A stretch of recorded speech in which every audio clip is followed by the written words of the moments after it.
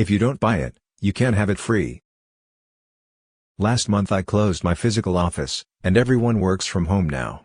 Part of closing it was selling off everything in it. We also have a vendor that I had to cancel a contract on, leaving me with a $12,000 bill. The vendor has an office down the hall, and I chatted up one of their sales managers, vendor guy, and he expressed that they're planning to expand and might want our space. While the space is a deal with the building, maybe we can trade the furniture for the bill. It's custom for the space and was a lot more expensive than the bill, and he seemed pretty excited about the idea.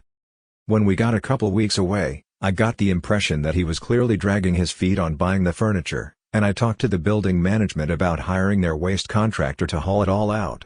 Building guy mentions that the vendor said they might want to buy the furniture, so it has clearly come up in their discussions, and asked whether I was abandoning it. I said yes, but also explained the bill and trade I was trying to work out, and stated clearly that I wasn't going to both pay their bill and give them free furniture. I met with the waste contractor. He sounded already familiar with the situation, and gave me a very low handshake quote for the work. I got the distinct impression everyone had a plan I wasn't included on.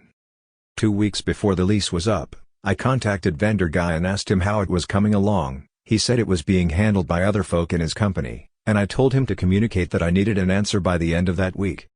I didn't get an answer, so I completely disassembled all the furniture. It took me maybe 5 days, a giant reverse IKEA for a whole office full of custom furniture, and piled it all up in the center of the office. The day before the lease was up, I turned in the keys and paid the waste contractor's invoice. A full week later, I get a very polite email from building guy, asking whether I had the screws and parts to put it back together.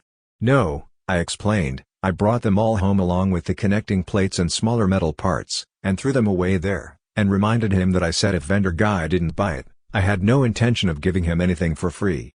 A couple days after that, vendor guy calls me asking about what we left in the space. I explained that he had quite a bit of nerve asking me for anything beyond their bill. Looks like the waste contractor ended up having to do the work I paid them for after all. They didn't honor their reservation, so? Few months ago, I volunteered to plan my mother-in-law's 60th birthday and my father-in-law's 64th birthday, which was a weekend in wine country.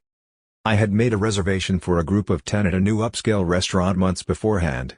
Because it was also a winery, we arrived 2 hours early and checked in with the restaurant to see if they could seat us earlier.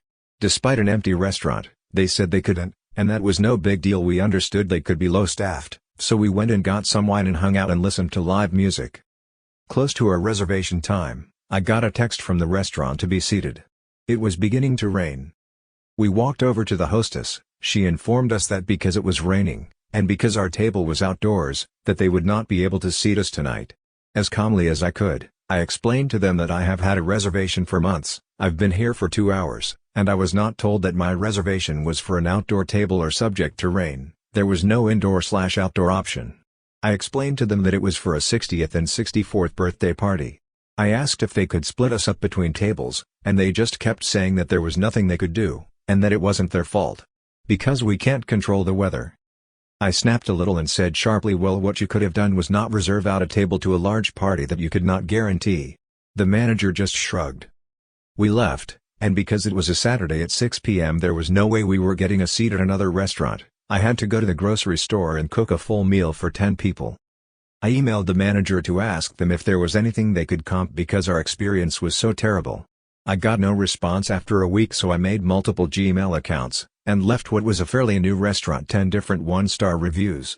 In the reviews I said that you should never book this restaurant if you have a large party, how they did not try to find us a table at another restaurant, how they had 2 hours to fix their error, that they booked out a table they could not guarantee, that they didn't move a table undercover, which there was plenty, provide any comps or otherwise make any attempt to fix their error.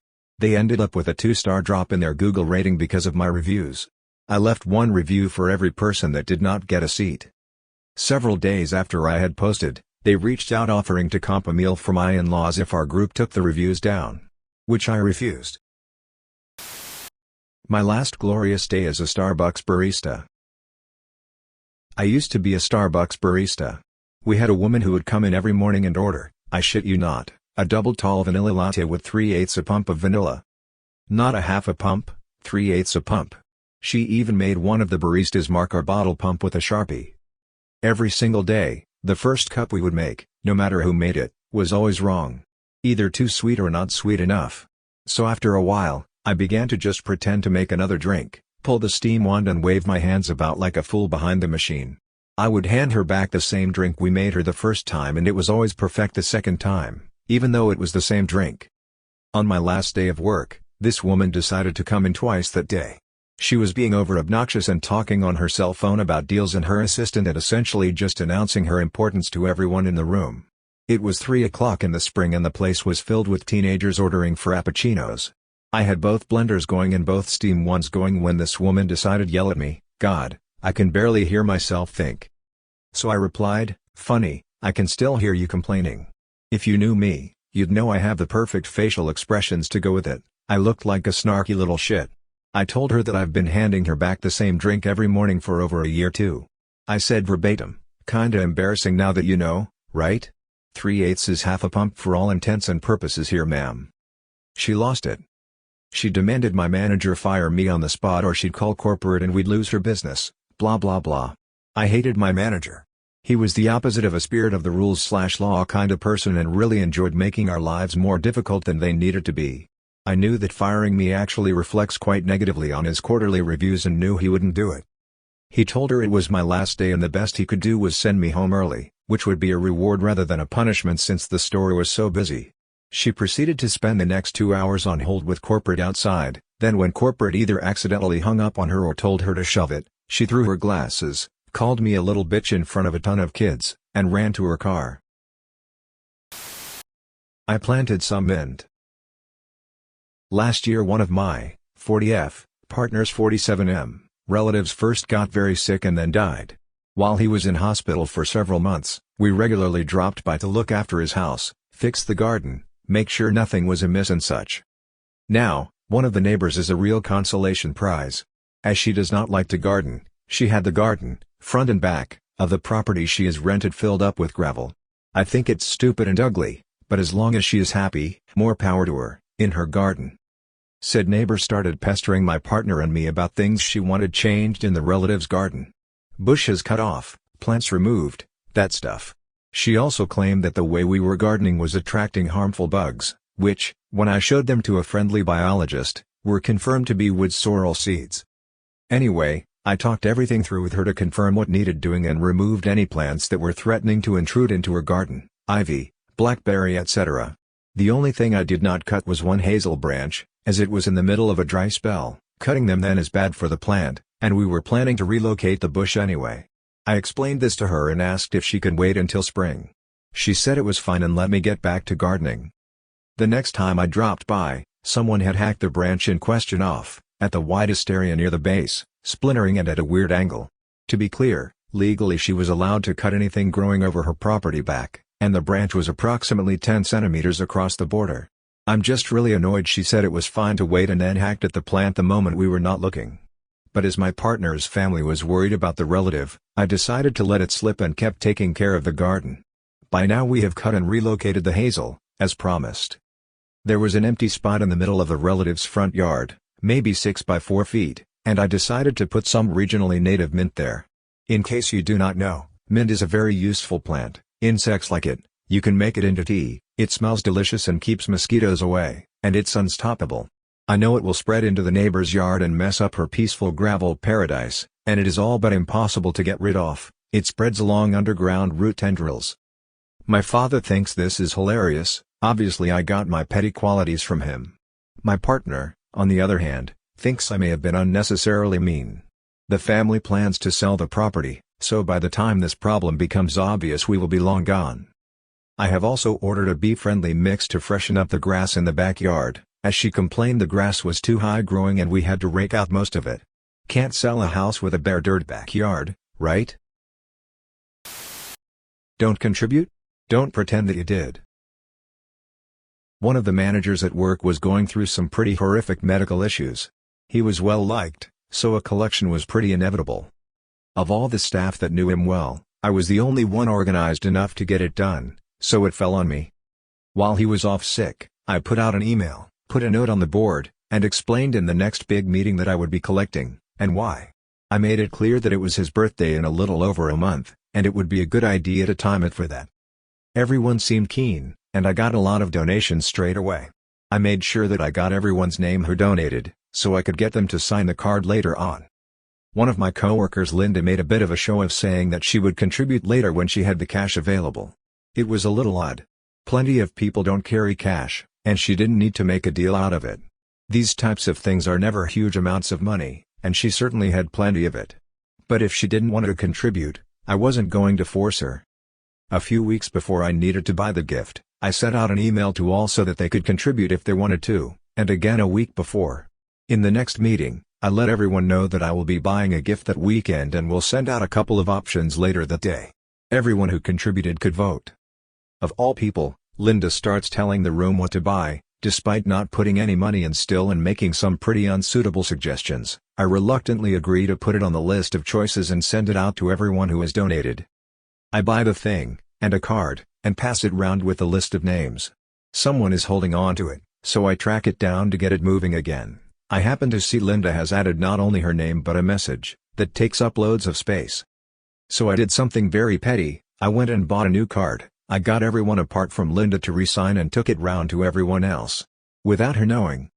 We ended up presenting the gift in a big meeting on his first full day back. He opened the card in front of everyone. I wish I could have seen her face when she realized it wasn't the one she signed. I'm told she was planning to raise an official complaint but was told not to be an idiot.